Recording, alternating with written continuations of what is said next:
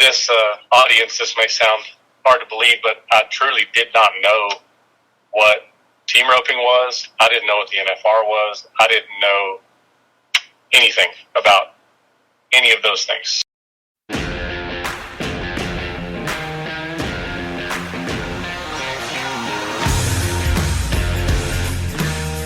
This is Chelsea Schaefer, and this is Season 4 of The Score. You all have listened to this podcast 750,000 times, and we are here in Season 4 to bring you even more of what you love.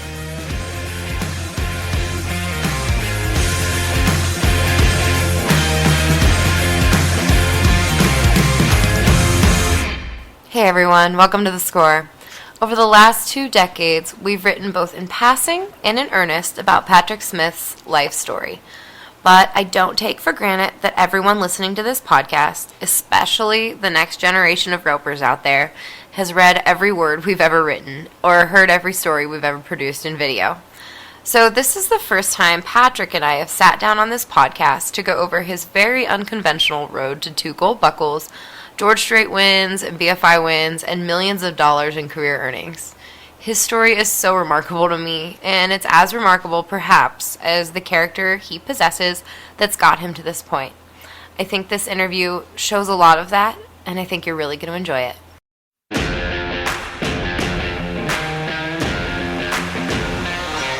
Hey everyone, before we get started on today's episode, I've got to tell you about our friends at Roper Apparel and Footwear. They are the sponsors of today's episode, and for a limited time, they're giving you 30% off your entire Roper purchase with the code PATRICK30. That's capital P-A-T-R-I-C-K 30. Find more about Roper in the middle of the episode. Morning. Good morning. How are you? I'm good. How are you? Good. It sounds like you're in a tunnel. Can you hear me? Did I lose you? No, but it sounds like you're like really muffled. Hey, there you are. Hang on. Okay. Is that better? Mm-hmm. Yep, that's crystal clear now. I don't know what that connected to, but it went to some little headphones or something. So the way I sound, I'm in the truck. My service at my house is terrible, and I'm afraid it'll drop the call. So I went where I know I won't. But is this clear enough for you? Yep, it's clear. It's clear, so we can start whenever you're ready. We're podcasting? We're podcasting. We're recording. Okay.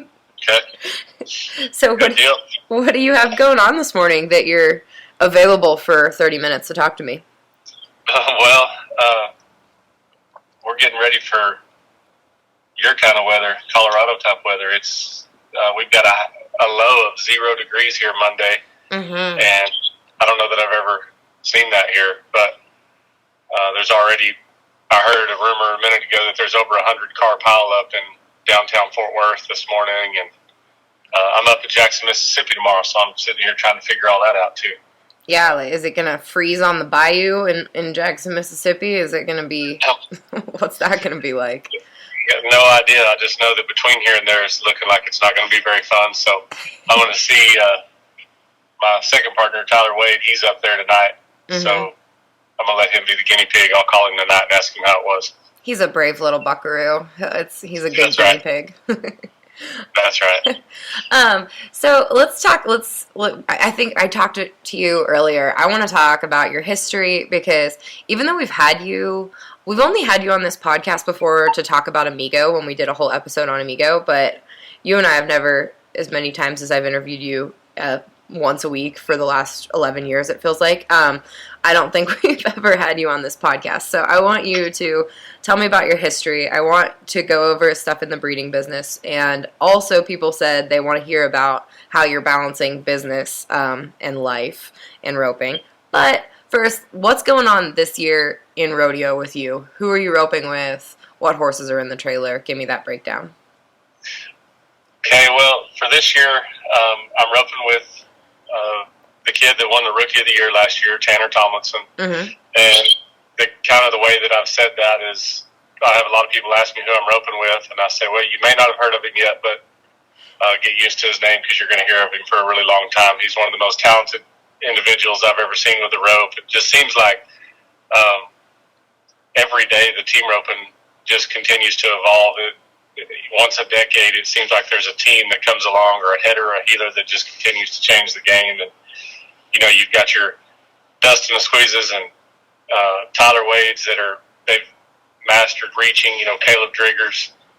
So many of those guys that are changing the game as far as the way they go at the barrier and the way that they use their rope. And Tanner's right there with them. He's a new guy that it's honestly unbelievable what he can do with the rope, and he's 20 years old. Mm-hmm. When I was 20, I was still trying to figure out how to keep one leg on each side of the horse, and still struggling with that sometimes. But no, I'm super excited about roping with him. It's crazy how fast time flies. Mm-hmm. I just turned 41 just a few days ago, and man, it's amazing. When I got my start, I think T. Woolman was I think he was 8 years older than me.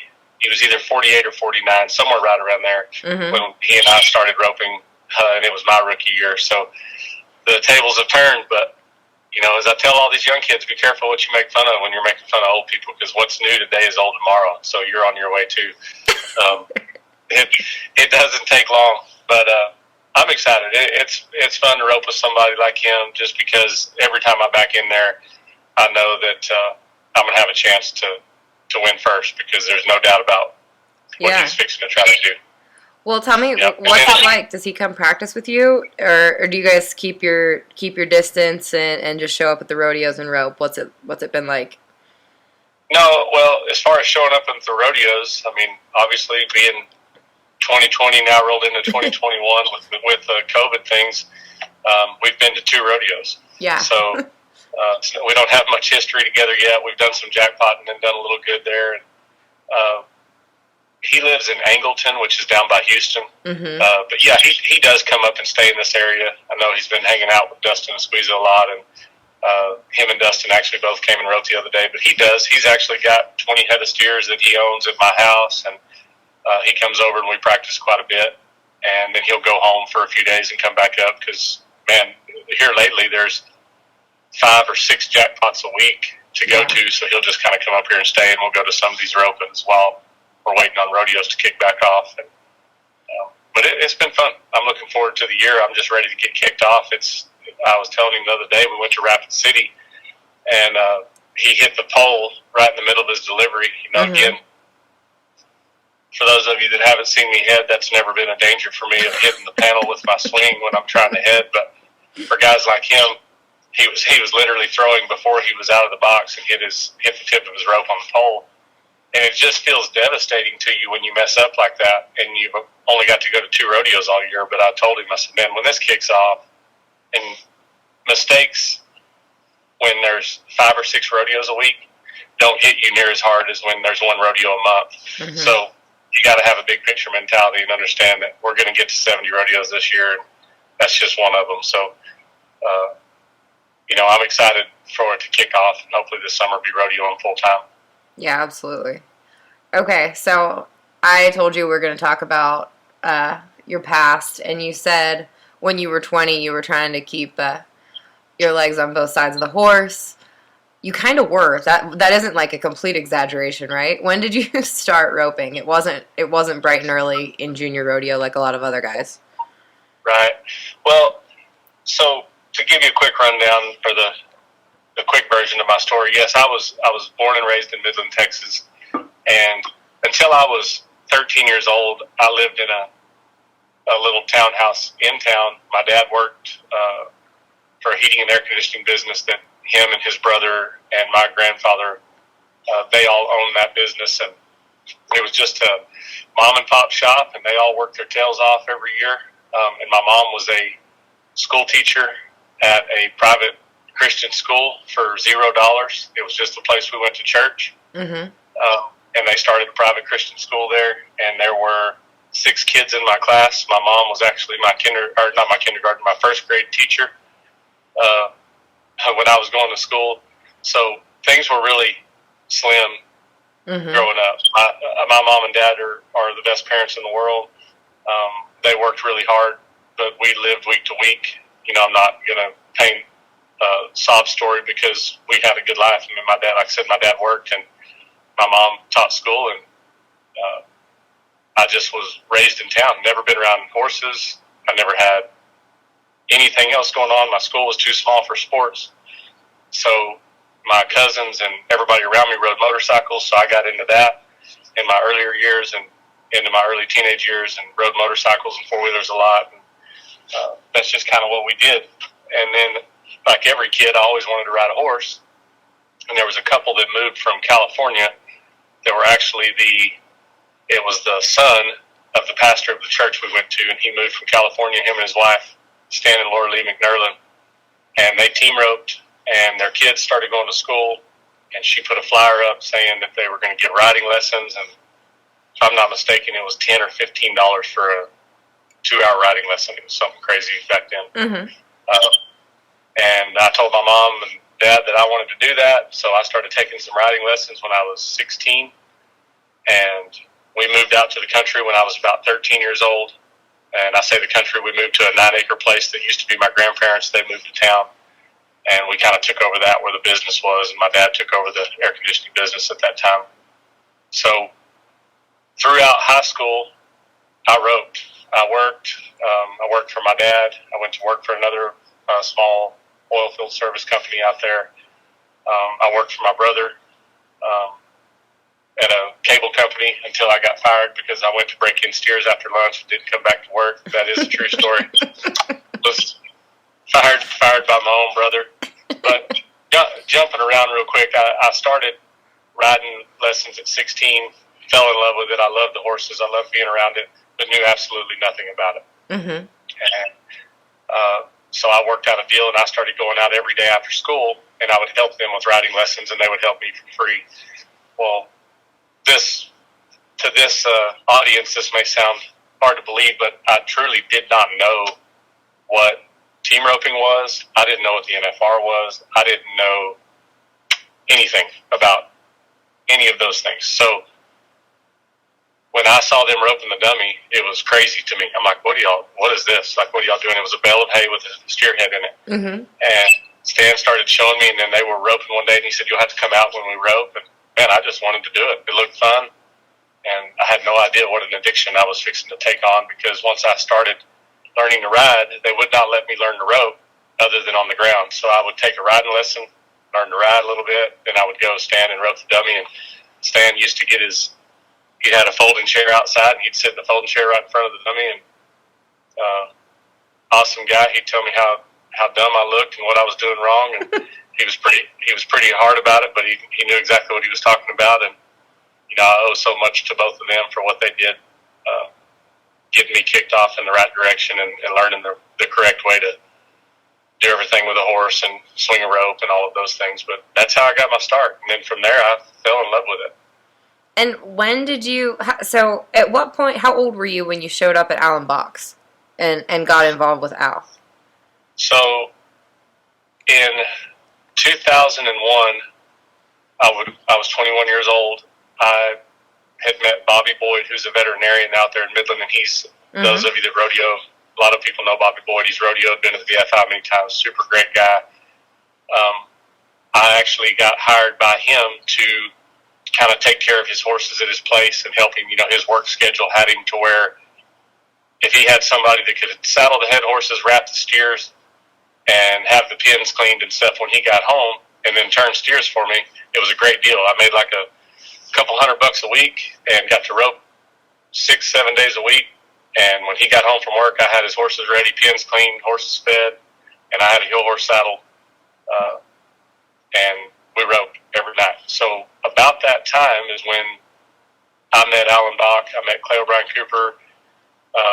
I'll never forget that year Bobby was entered in the rodeo in Odessa, and he took me with him, and I took a rope bag, and I still have it, and I got it autographed by Jake Barnes, Steve Priscilla, Steve Northcott, Clay O'Brien Cooper, Alan Bach, and I met all of them, and I had that horse that I won my first world title on, named Jaws. He was 5 years old. Well, I had him. Well, those guys ended up, Cleo and Alan Bach and Jake ended up staying at Bobby Boyd's place. So the next day I was out there and we were practicing, and I was working to shoot for them, and still to this day, one of my heroes, Clay Cooper. It was those moments you never forget, no matter how old you are. He said, "Well, hey, it's your turn. I want to see you heal some."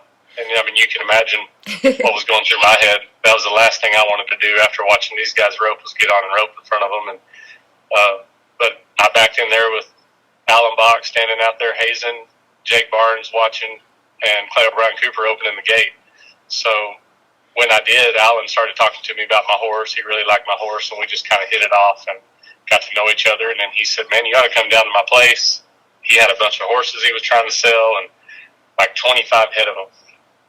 So I moved down there and moved in at his place and started helping him take care of it. And we did some trade out. I would ride and rope on however many horses a day, and then when he was around, I would work the shoots for him and watch him, and he would teach me things. And then at the end of the day, he always took time to let me rope some steers and give me some pointers, and it was something that that's what kind of kicked off my career as far as I knew this is what I wanted to do. And ultimately, later on, down the road in 2003, he was the one that introduced me to T. Woolman. I mean, Gary Poitras was also in 2002 was introduced to me by Alan Bach, and Gary took me on the road and took me to my first rodeos, and he's the one I filled my permit with and learned a lot from. And then the following year, Alan made the call to T and said, "Hey, I got a kid that I think you might be interested in roping with. He's got a really good horse." And that horse is what T. Woolman at that time told me was the tiebreaker, because it was between me and two other healers that were a little more proven than I was. But he said, "I like your horse the best, so let's give this a shot." Wow, I just feel like I've as many times as I've heard your story, I did not realize Gary Poitras was a part of it. That's super cool. Yep. He obviously works for our company and was on a previous episode of this podcast, and is for anybody who doesn't know who Gary is, the godfather with Denny Gentry's partnership of the number system. So pretty cool there, and also was a great header himself. Yep. And then at what point were you working at Chili's? Was that to buy Jaws? That was when I bought Jaws. It was probably in 2000. Trevor and I always had a running joke that's how I learned to trade, because he always said I was one of the best trade guys in rodeo. And like when you draw up at a rodeo, you have a certain amount of time that you can trade. So if I get up on Friday night and need Saturday night, you can get a hold of those guys that are up on Saturday and try to work a trade with them. And that was where I learned to do it, because once I started working at Chili's, I decided to do that after my brother had fired me, because everybody team roped during the day. And I thought, man, I can't work during the day. These guys are getting better than me. They're all practicing, and I'm waiting tables.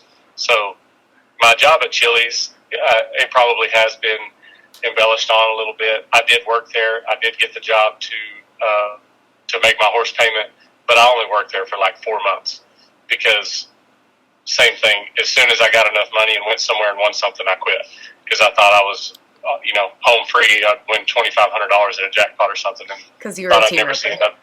Never see another broke down. But I used to, man, I swear, working at Chili's cost me money, because I spent more time trading off of my shift, because there was a roping or a jackpot or amateur rodeo or something to go to. So I would have a shift on Friday night, and I'd be like, man, I can't go on Friday night. And I would end up going and begging people to take my shift, and they're like, I can't. And I'm like, I'll give you $30 if you'll take my shift. So I think it cost me money to do it, but I learned a lot during that. And I did. I got that horse. I could go on, but I got that horse Jaws because of Bobby Boyd. He's the one that had him. He's the one that got me he co-signed on the finance for me, which was a $6,000 loan. Mm-hmm. Yeah. at a bank. And my deal was, if I missed one payment, I lost the horse and all the equity I had in the horse. And Bobby taught me about business, and he put his name on that dotted line, and that's the only reason I was able to get him. And he and I are to this day really good friends, and joke about that. And the same thing with Gary Poitras. Gary's been such an impact on my rodeo life and the start that I got, him and Gene. It's amazing when you sit here and tell these stories. It's about me and about my life and my success throughout rodeo, but there are so many people that are tied to it that you'd be nothing without. So I always want to try to make sure I give them the credit that they deserve, because those guys taking a chance on me, Bobby and Gary and Alan Bach and T-Woman, all of them. I mean, there's no way we'd be on this call if it wasn't for them. Yeah, as you're talking, I'm amazed at the connections I wasn't aware of as you're telling these stories. That's super cool.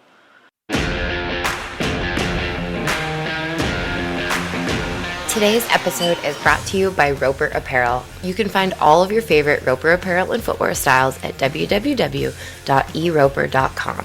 And for a limited time, you can take 30% off your entire Roper purchase with the code PATRICK30. That's free standard shipping within the continental U.S. on all orders over $125 and 30% off the entire order using the code PATRICK30. You'll find something for the entire family at eroper.com. And from work to play, Roper has a wide variety of both footwear and apparel for every aspect of life. From casual footwear to fashion-forward boots, they've got you covered. Roper is a proud sponsor of World Champion Team Ropers Patrick Smith, Clay Tryon, and other rodeo world champions. Wear Roper, wear the West.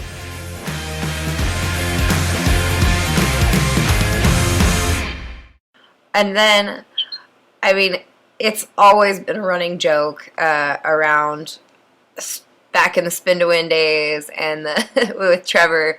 You didn't, like, when people say you didn't know anything about rodeo, or when you say that, like, you didn't know how to dress either, right? Like, you weren't Mr. Stylish, cowboy cool. I don't know what you're talking about. But all I can say is maybe I thought it was cool, but no. So this will get a laugh, and it is the truth. So when we had my high school prom with all 40 kids in my entire school from kindergarten through 12th grade, I literally had the Brooks and Dunn shirt. I went to the Western store downtown. I got the shirt that was half blue, half white. I got a tacoed out felt hat, and the best part of it all of it was I got my first belt buckle, and it really was the belt buckle with the eagle on it. And that's what I wore to the high school prom, because I was a cowboy now. I was a team roper. But you wore that hat at your first NFR, though, didn't you? Pretty close. And yeah, I had no idea everybody was laughing at me. When you don't know, I mean, it would be no different than me today going to a, surfing competition or something and deciding I was going to get involved with the best, and I would get laughed out of there. But I literally knew nothing. And the difference in me was nobody in my family knew anything either. My grandparents told me how good I looked when I put that shirt on, and my mom and dad thought, oh, look, he's a cowboy now. So then you've got people like Trevor that have done it their whole life that are making fun of me to this day, and they hold on to those pictures, and they've got them in their own album where we can pull them out every now and then. So it's funny looking back, but in my defense, I was a cut-off sleeve, shorts. I'm talking about, my brother did it growing up, and I thought it was cool, and I had a really, really short flat top, cut-off sleeves, shorts, tennis shoes, and rode motorcycles. Mm-hmm. And the next thing I did was get on a horse and got involved, and I had no idea where I was headed or what I was doing. And even when I started out, I had no idea. I mean, I was the most gullible human being in the world. They played jokes on me all the time that just because I was truly that naive to all of it. Mm-hmm. I know, you're such a good sport. You really, really are. I've got them back over the years, a few of them though. I've got to get them back a little. Good. All right, so fast forward. I mean, I think the middle part of your story is the part that everybody knows. You've won a world title with Clay Tryon, and won a world title with Trevor. Now, after you and Trevor quit roping, things changed. Lots of life changed. You got into the oil business. Tell me about that decision. and how much time we've written about that before. How much time is driven services taking out of your day-to-day right now? It takes a lot, but I did make that decision, and really I was probably at the peak of my career when things were going really well. I had the best partners, had great horses. I had Amigo, he was in his prime. Had started doing the DVDs, and they were a huge success, and just had a lot of things going. But the truth of the matter was, I've seen this movie before. I've seen so many guys that were so good at what they did, and some of the most talented, greatest of all time guys. And when time catches up, man, rodeo is very unforgiving. It doesn't leave a place for you. It doesn't send you thank you cards. Nothing. I mean, you get pushed out and you're done. And I feel like it's that way in any sport. Mm-hmm. I just feel like we don't hear that side of it a lot. I don't care if it's basketball or football. You and I could pull up stats and start naming off some of the greatest basketball players in history. And aside from Michael Jordan or somebody like that, you would even forget their names and not feel like, oh man, I didn't know that guy had those kind of stats, or I didn't know this. Mm-hmm. It's the same way in rodeo, and I wanted to use this portion of my life to try to build a little bit of a foundation that hopefully one day, if I didn't want to rodeo, I didn't have to rodeo. If I didn't want to do schools, I didn't have to do them, because to me that's what turns so many people bitter at their passion. What you used to love and what you used to do anything for becomes a job, and once it becomes a job and it's something you're forced to do, you lose that love for it, and that's something that I just didn't want to do. Mm-hmm. And I always told my wife, Christy, when we first got married, I just said, I'm a big faith guy and a believer, and I said, I believe the Lord will open doors for us if we're diligent about things. And I've made mistakes. I've got into things I shouldn't. I have, as far as business deals, and I've trailed off and maybe got myself too busy where it hindered me over here, over there, but it's no different than rodeo. I've made mistakes and missed and bought the right horses or wrong horses, rode the wrong horses, whatever, and many times, but you just have to learn and keep going. But that's where Driven started. So mm-hmm. it started with the DVD, and we named it Driven, and then that branched into a business where I got in with one of my best friends and ended up being a couple of my best friends now.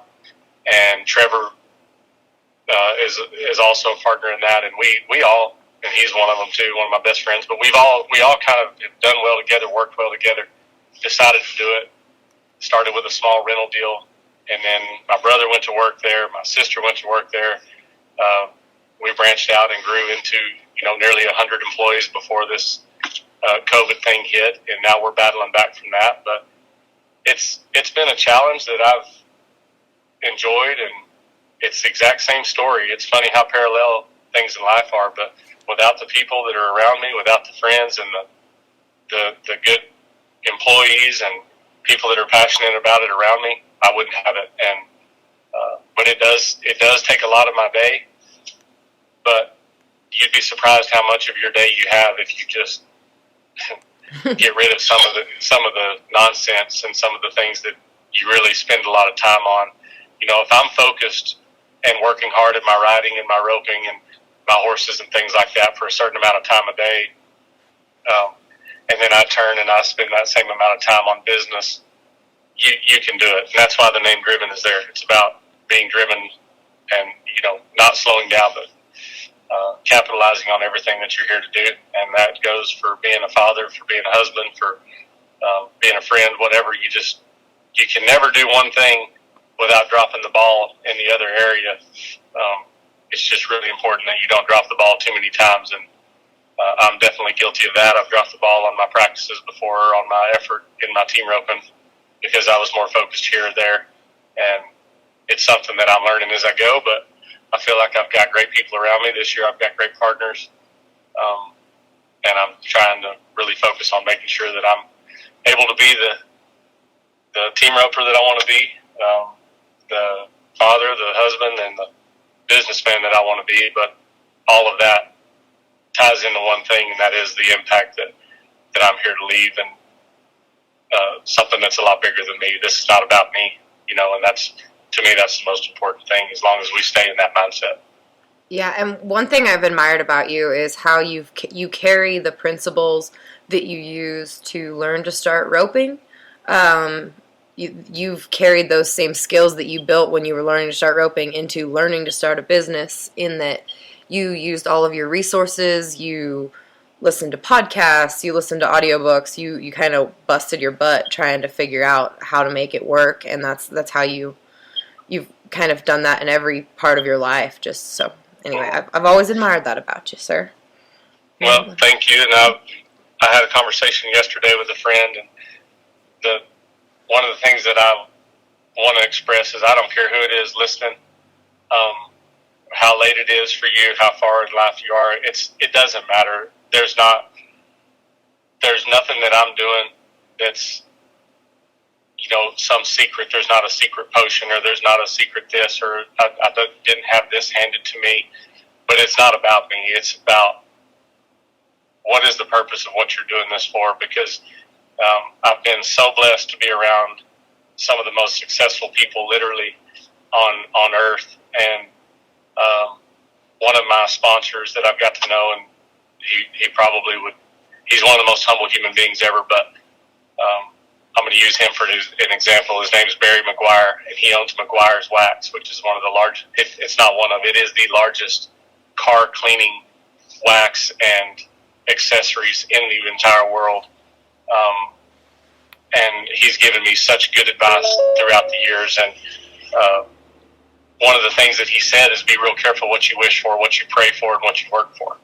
Because in the end, I've seen so many people throughout my life, and he's an older gentleman that's been there and done that, right? Traveled the world, has one of the most successful companies ever. And he said, I've watched and witnessed, whether it's people chasing a gold buckle, whether it's people chasing a business, it doesn't matter. Mm-hmm. Whatever it is, I've watched them wish, pray, and work their way into something that became the biggest curse that they've ever had, whether that meant families being broken, drugs, suicides. It didn't matter, whatever it was. And he said all of that came with it because of the wrong purpose. And so that's something that I try to be real careful of, is to make sure that I'm doing things for the right reason, and that we have the foundation that I have in my faith. And we all make mistakes, and we all do things that we wish we could go back and undo. But in the end, if we're doing things for the right purpose, and we keep getting up and working our way towards it. But what I was trying to say is, I have so many people come up to me and say, man, your story is so cool. I wish I could have done this, or I could have done this. That is one of the most hindering things to a person, to me, is when you wish you were more like them, or you wished you could do this, instead of taking it on yourself right then, that I can do this, I'm going to start doing this. It's the little things that add up to the big things in the long run. And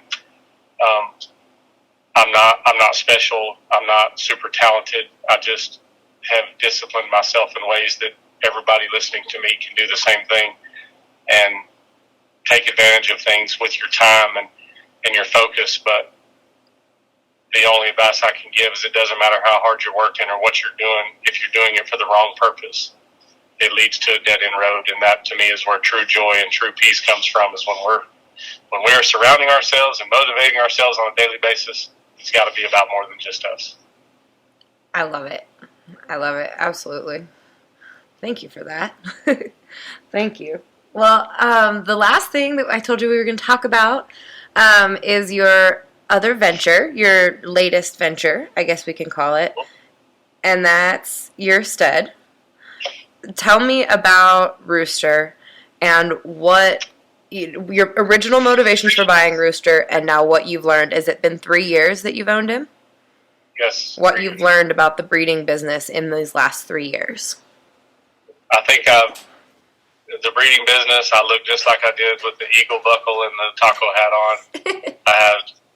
I had no idea what I was getting into. I knew that it took a stud, and I knew that it took a mare. And then if you do things right, you get a baby. That's about it. But I'm learning how detailed it is and what all goes into it. I've never been big, and this is going to throw a lot of people off right here. So hear me out. I've never been big on papers because I was always wanting to win. I didn't care what was on their papers. If I got on the animal and he felt like what I was looking for, like when I bought Amigo, I didn't buy him for his papers. Jaws had no papers. I didn't buy Rooster for his papers. I loved the way he felt, and I knew that I could win on him. But at the same time, he's the only horse I've ever had. He does have two ways of income. So obviously it was a big business decision, but it's been a success already. And I'm just now branching into kind of the vision that I have for it.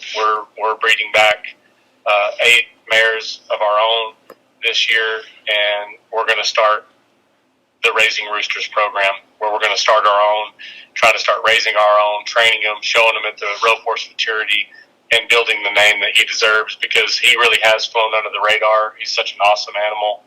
He came from the stud. He goes all the way back to Hollywood Dunnett.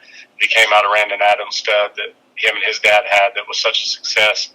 He's just an awesome horse. He's built right. He's sound. He's beautiful. He's got so many things about him that are attributes that he's been throwing on the babies that he's had. And so we're going to do the same thing on the other side and get these mares gathered up that we want and crossbreed to some different, I've got metallic cat and a highbrow hickory and all of these different ones that we're going to breed to. And I'm looking forward to it. It's something that I want to do after my rodeo career, but I've kind of got to start now building that up. And I've partnered with a good friend of mine in a ranch out in West Texas where we're going to start down this road. And I am selling rooster breedings.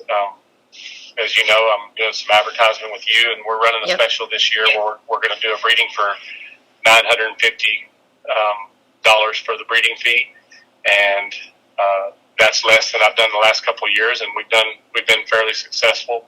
But I just want to get his name out there and let people see what he's capable of, and I'm excited. Over the next few years, I think it's gonna take off.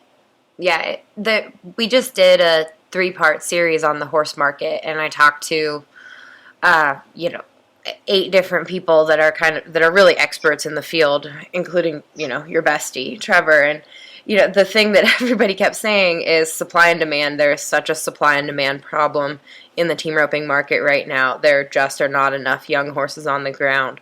So sounds like you're doing your part there, especially this year with having your own mares. Yep. Yeah, I'm excited about it. It's honestly something I never thought I would get into, but owning the stallion and getting to know him and what the industry is calling for now with the rope horse maturities, I don't think this is going to go away. I think it's going to continue, and it's educating team ropers like myself about the importance of the breeding and what they go back to, and people are starting to learn. And there's so much with what you guys are doing now with the Breeder's Guide and all the information you're putting out. It's educating people to, when I went to Brazil and did the schools that I did down there, I'll never forget what it was like to see the horses. They didn't just have random great horses everywhere. Mm-hmm. They don't do that. Everything is just the bloodline. It's about the bloodline, and they're beautiful, and they've done such a good job of managing that. And everybody knows, but they were so much more well educated on that stuff than we. I say we. There's a lot of people here that are, but I'm talking about people like myself that all I cared about was if I could turn in and catch 2 feet on them. And that still is there.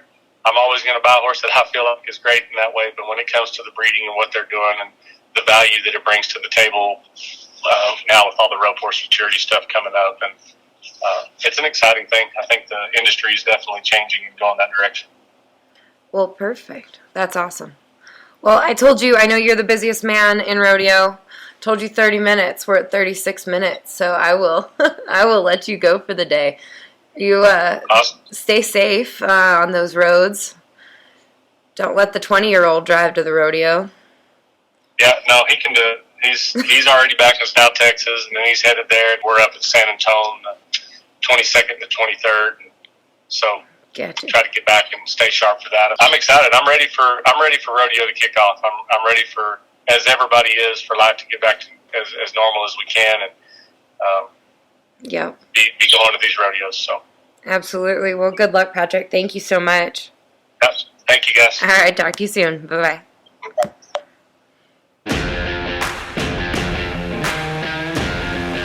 Thank you, everyone, for listening. We'll talk at you soon. Thank you again to Roper Apparel and Footwear for sponsoring this episode. You'll find all the styles at www.eroper.com. And remember, for a limited time, you can take 30% off your entire Roper purchase with the code PATRICK30.